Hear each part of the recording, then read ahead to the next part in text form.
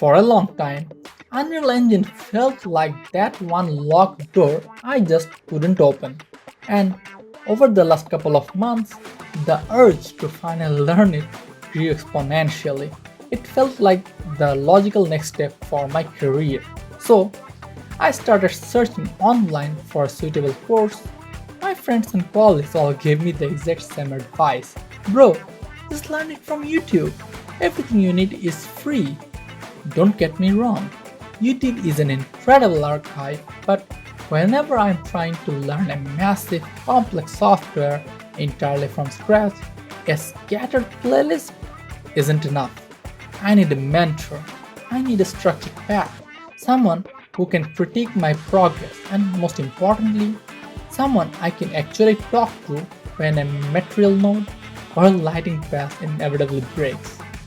The other major hurdle is that Unreal Engine isn't just one tool. Different studios use it for completely different things: virtual production, game development, cinematics, and artifice, etc.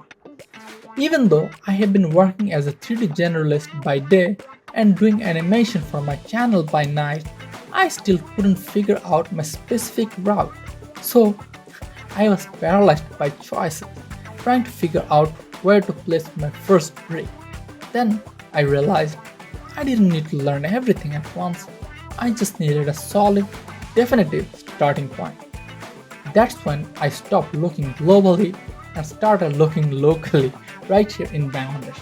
I dug through Facebook to see what structured courses were available, and Environment Art course by Auleek caught my eye.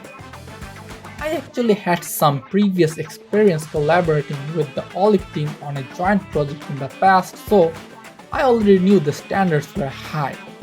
It was a beginner focused course, but it checked every single box I needed to finally take the engine seriously. So I took the leap and enrolled. Fast forward to today, I am almost at the end of the line, and what you're looking at right now is the actual project I have been building from the scratch throughout this course.